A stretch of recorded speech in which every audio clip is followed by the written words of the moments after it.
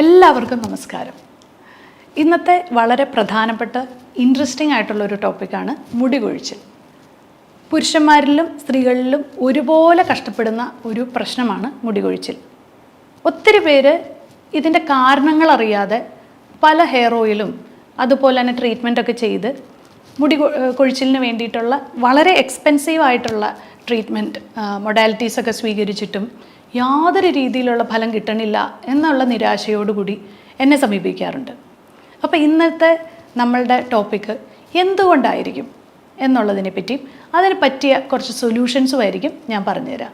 ഞാൻ doctor Akhila Vinod, wellness O P centre, Yogashram, Palarivattom.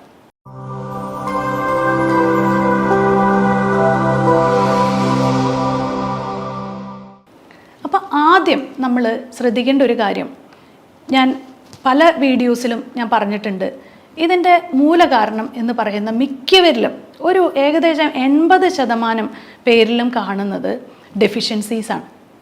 അപ്പോൾ ആണുങ്ങളിൽ usually അവർ blood test ചെയ്യാനായിട്ട്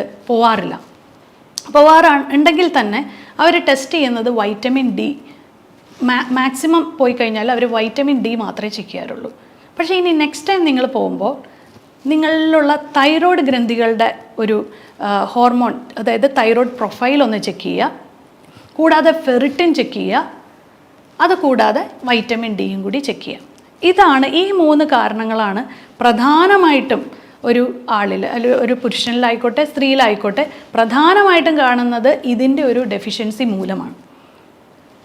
ചില കേസുകളിൽ പ്രത്യേകിച്ചും ആണുങ്ങളിൽ കാണുന്ന ഒരു മെയിൽ പാറ്റേൺ ഇതെന്ന് പറയുന്നത്, ഇപ്പോൾ കഷണ്ടി വരുന്നതിൽ നമുക്കൊരു പരിധി വരെയാണ് നമുക്കതിനെ ട്രീറ്റ് ചെയ്ത് മെച്ചപ്പെടുത്താൻ പറ്റുള്ളൂ.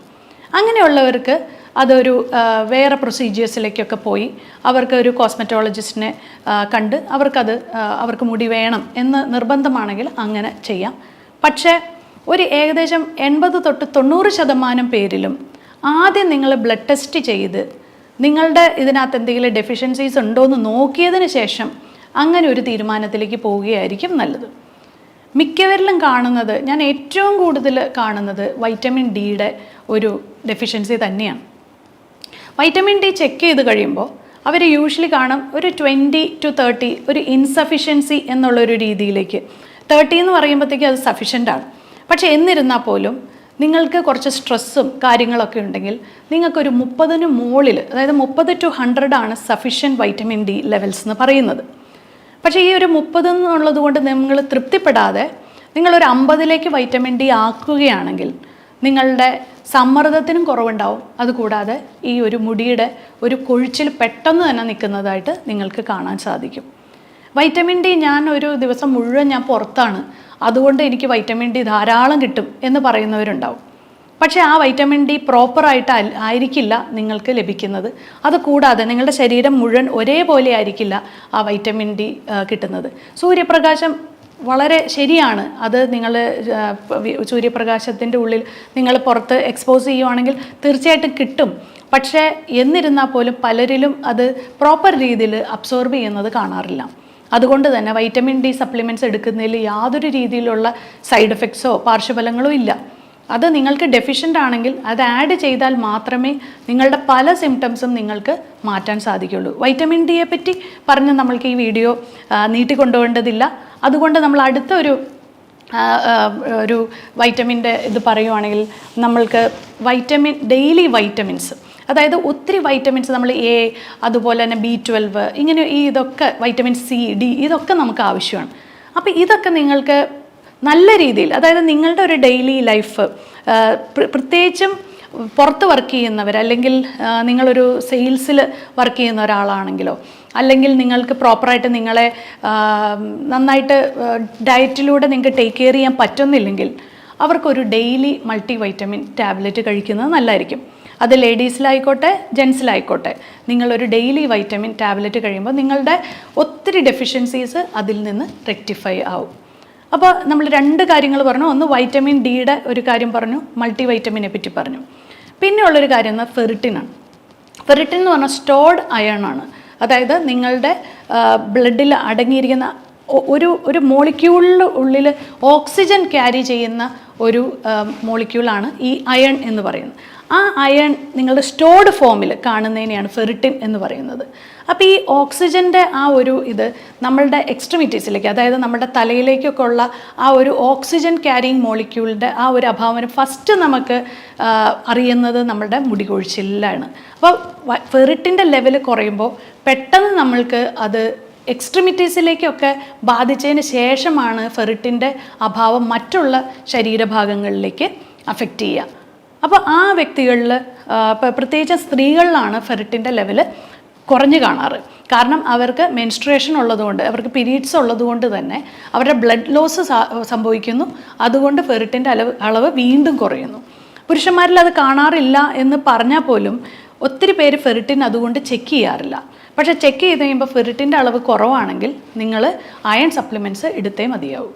സ്ത്രീകളിൽ ഈ പറഞ്ഞ പോലെ പീരീഡ്സിൻ്റെ ആ ഫ്ലോ കൂടുതലായിട്ടുള്ളവരാണെങ്കിൽ നിങ്ങൾ ഹീമോഗ്ലോബിൻ്റെ കൂടെ തന്നെ ഫെറിറ്റിനും കൂടി ചെക്ക് ചെയ്യുക. അപ്പോൾ നിങ്ങൾക്ക് ഫെറിറ്റിൻ വളരെ ലോ ആണെങ്കിൽ നിങ്ങൾ ഫെറിറ്റിൻ ഇപ്പോൾ സപ്ലിമെൻറ്റ്സ് മാത്രമല്ല, ഞാൻ അതിൻ്റെ കുറച്ച് ഒരു ഫുഡിലൂടെ നമുക്കതെങ്ങനെ മാറ്റിയെടുക്കാം. വൈറ്റമിൻ ഡി എപ്പോഴും സപ്ലിമെൻ്റാണ് ഞാൻ കൂടുതൽ സജസ്റ്റ് ചെയ്യാറ്. അതേസമയം നമുക്ക് അയൺ നമുക്ക് നന്നായിട്ട് കിട്ടാനായിട്ട് ബീട്രൂട്ട് പോലത്തെ വെജിറ്റബിൾസ്, അതുപോലെ തന്നെ പോമഗ്രാനൈറ്റ്. ഈ പോമഗ്രാനൈറ്റൊക്കെ ശരിക്കും പറഞ്ഞാൽ മാതള നാരങ്ങയൊക്കെ നിങ്ങൾ ഈ ജ്യൂസ് അടിച്ച് കുടിക്കാതെ 2 മാതള നാരങ്ങ അങ്ങനെ തന്നെ കഴിക്കുന്നതാണ് ഞാൻ കൂടുതലും പ്രിഫർ ചെയ്യുന്നത്. കാരണം ഇത് ജ്യൂസ് അടിച്ച് കഴിയുമ്പോഴത്തേക്ക് അതിൻ്റെ ഒത്തിരി പോഷകങ്ങൾ നഷ്ടപ്പെടുന്നുണ്ട്. അതുകൊണ്ട് നിങ്ങൾ മാതള നാരങ്ങ, ബീട്രൂട്ട്, ചീര ഇങ്ങനത്തെ സാധനങ്ങളൊക്കെ നിങ്ങളുടെ ഡെയിലി ഡയറ്റിലേക്ക് ഉൾപ്പെടുത്തുക. പിന്നെ കുറേ ടീനേജേഴ്സ് കംപ്ലൈൻറ്റ് ചെയ്യുന്നത് അവർക്കുള്ള മുടി കൊഴിച്ചിൽ. മിക്ക കുട്ടികളിലും നമ്മൾ കാണുന്ന PCOD പോലത്തെ പ്രശ്നങ്ങളാണ് ടീനേജേഴ്സിൽ കാണുന്നത്. കൂടാതെ തന്നെ ഒരു 20s കഴിഞ്ഞ് ടീനേജ് അത് കഴിഞ്ഞിട്ടുള്ള ഒരു പ്രായത്തിലുള്ള പെൺകുട്ടികൾക്ക് കാണുന്ന തൈറോയിഡിൻ്റെ വ്യതിയാനങ്ങളാണ്. അത് കഴിഞ്ഞിട്ട് ഏകദേശം ഒരു മിഡ് ലൈഫിലും ഞാൻ കൂടുതൽ കാണുന്നത് തൈറോയിഡ്, അതുപോലെ തന്നെ യൂട്രസ് റിലേറ്റഡ് ആയിട്ടുള്ള ഇഷ്യൂസ് വരുമ്പോൾ ഹോർമോണിൻ്റെ വ്യതിയാനങ്ങൾ കൊണ്ട് മുടി കൊഴിച്ചിൽ വരുന്ന സാഹചര്യങ്ങളാണ്. അപ്പോൾ ഈ ഒരു സാഹചര്യങ്ങളിൽ ഒരു ലേഡി ആണെങ്കിൽ നിങ്ങൾക്ക് തൈറോയിഡ് പ്രൊഫൈൽ ചെക്ക് ചെയ്യാം. അതുകൂടാതെ ഹോർമോണൽ എസ്സേ എന്ന് പറഞ്ഞ് നിങ്ങൾക്കൊരു ടെസ്റ്റ് ചെയ്യാം. ആ ടെസ്റ്റിൽ നിങ്ങൾ പ്രൊജസ്ട്രോണും ഈസ്ട്രജനും ഒക്കെ മനസ്സിലാക്കി ഇതിനൊക്കെ ശേഷമാണ് ഇതിനകത്തൊന്നും നിങ്ങൾക്ക് യാതൊരു രീതിയിലുള്ള പ്രശ്നങ്ങളില്ല എന്ന് തന്നെ വയ്ക്കുക. നമ്മളപ്പോൾ വൈറ്റമിൻസ് ചെക്ക് ചെയ്തു, അതുപോലെ തന്നെ വൈറ്റമിൻസും മിനറൽസും ഒക്കെ ചെക്ക് ചെയ്തു, നമ്മൾ നല്ല രീതിയിലുള്ള ആഹാരം കഴിച്ചു, ഹോർമോൺസ് ചെക്ക് ചെയ്തു, എന്നിട്ടും നിങ്ങൾക്ക് യാതൊരു രീതിയിലുള്ള വ്യത്യാസങ്ങളില്ലെങ്കിൽ ഡെഫിനറ്റ്ലി ഏറ്റവും അവസാനം കൺക്ലൂഡ് ചെയ്യേണ്ടത് എന്താണ്? സ്ട്രെസ്. നിങ്ങളുടെ സമ്മർദ്ദമാണ് അതിന് ഏറ്റവും പ്രധാനപ്പെട്ട കാരണം. അപ്പോൾ ഈ സമ്മർദ്ദം എങ്ങനെ കുറയ്ക്കാം? നിങ്ങളൊരു ഫിസിക്കൽ ആക്ടിവിറ്റീസ് എന്തെങ്കിലും ഒരു ജിമ്മിൽ ചേരുകയോ യോഗ ചെയ്യുകയോ അങ്ങനെ എന്തെങ്കിലും ഒരു ആക്ടിവിറ്റി, സ്വിമ്മിങ്, അതുപോലെയുള്ള വാക്കിംഗ്, ജോഗിങ്, ഇങ്ങനെയുള്ള ഏതെങ്കിലും ഒരു ഫിസിക്കൽ ആക്ടിവിറ്റിയിൽ ഏർപ്പെട്ട് നിങ്ങൾ നന്നായിട്ടൊരു വേർത്ത് നിങ്ങളുടെ ശരീരത്തിലുള്ള എല്ലാ ടോക്സിൻസ് എല്ലാം എലിമിനേറ്റ് ചെയ്ത് നിങ്ങളുടെ സമ്മർദ്ദത്തിന്, അതായത് നിങ്ങളുടെ മെൻ്റൽ ടെൻഷൻസും ഇപ്പം ഞാൻ പറഞ്ഞ ഫിസിക്കൽ ആക്ടിവിറ്റീസാണ്. അപ്പോൾ ഇത് തമ്മിൽ എന്താണ് ബന്ധം? എന്താണ് ഡോക്ടർ അതുകൊണ്ട് ഉദ്ദേശിക്കുന്നതെന്ന് വെച്ചാൽ, ശരിക്കും നമുക്ക് എന്ത് മൈൻഡ് ടെൻഷൻസ് വരുന്നത് മിക്കപ്പോഴും ആൾക്കാരിൽ കാണുന്നത് വർക്ക് റിലേറ്റഡ് ആയിട്ടുള്ള ടെൻഷൻസാണ്. ആ വർക്ക് റിലേറ്റഡ് ആയിട്ടുള്ള ടെൻഷൻസ് നിങ്ങൾ വൈകുന്നേരം പലരും പറയുന്ന കേൾക്കാറുണ്ട്, ഞാനൊരു ബാഡ്മിൻ്റൺ ഒക്കെ കളിച്ച് തിരിച്ച് ഫുട്ബോളൊക്കെ കളിച്ച് വീട്ടിലേക്ക് വരുമ്പോഴത്തേക്ക് പിന്നെ ഞാൻ ഓക്കെയാണ് എന്ന് പറയും, അല്ലേ? അതുപോലെ തന്നെ ഞാനൊന്ന് ഓടിക്കഴിഞ്ഞ് തിരിച്ചു വരുമ്പോഴത്തേക്ക് എനിക്ക് ഓക്കെയാണ്. അതുപോലെ തന്നെ ലേഡീസ് പറയും, ഞാനൊരു സുംബ ക്ലാസ്സിലും അതുപോലെ തന്നെ ജിമ്മിലൊക്കെ പോയി വൈകുന്നേരം വർക്കൗട്ട് കഴിഞ്ഞ് വീട്ടിലെത്തി കഴിയുമ്പോൾ പിന്നെ ഞാൻ ഫ്രീ ആണ്, പിന്നെ എൻ്റെ മനസ്സിൽ ഒരു ടെൻഷൻസും ഇല്ല എന്ന് പറയും. അപ്പോൾ നിങ്ങൾക്ക് അതുപോലത്തെ ഒരു IT ഫീൽഡിലോ അല്ലെങ്കിൽ ഒരു ബാങ്ക് എംപ്ലോയി ആണ് നിങ്ങളെങ്കിൽ നിങ്ങളുടെ മാനസികമായിട്ടുള്ള ആ സമ്മർദ്ദങ്ങളെ മാറ്റി രാത്രി കിടന്നുറങ്ങുക എന്നുള്ളത് ഒരു പ്രധാനപ്പെട്ട ഒരു ടാസ്ക് തന്നെയാണ്. അപ്പോൾ നിങ്ങൾ അതിന് വേണ്ടിയിട്ട് നാളെ ആവാമെന്ന് വിചാരിച്ച് കാത്തിരിക്കാതെ എത്രയും പെട്ടെന്ന് ഒരു ഫിസിക്കൽ ആക്ടിവിറ്റിയിൽ ഏർപ്പെടുക.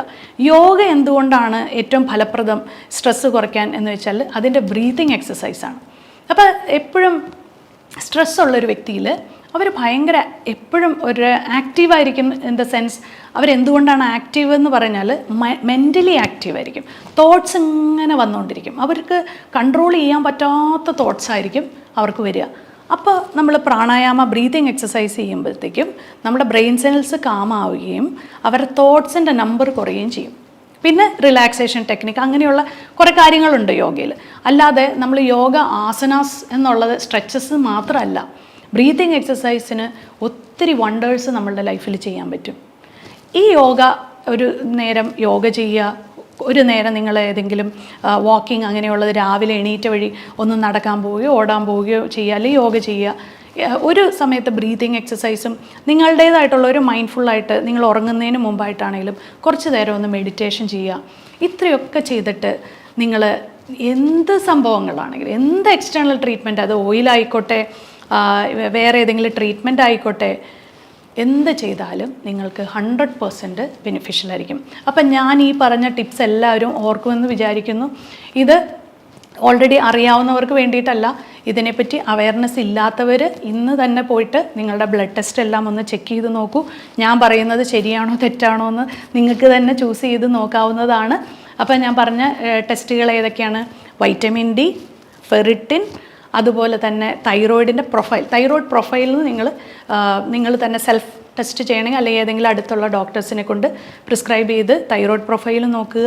ഹോർമോണൽ എസ്സേ ലേഡീസിന് വേണ്ടിയിട്ട് ചെയ്യുക. ഇത്രയൊക്കെ കാര്യങ്ങൾ ചെയ്തു കഴിഞ്ഞാൽ നിങ്ങൾക്ക് മനസ്സിലാവും എവിടെയാണ് നിങ്ങളുടെ പ്രോബ്ലം. അപ്പം ഞാൻ മൂലകാരണവും അതിനുള്ള കുറച്ച് സൊല്യൂഷൻസും പറഞ്ഞു തന്നു എന്ന് വിശ്വസിക്കുന്നു. അപ്പോൾ വീണ്ടും ഇൻട്രസ്റ്റിങ്ങുമായിട്ടുള്ളൊരു ടോപ്പിക്കായി ഇനിയും കാണാം.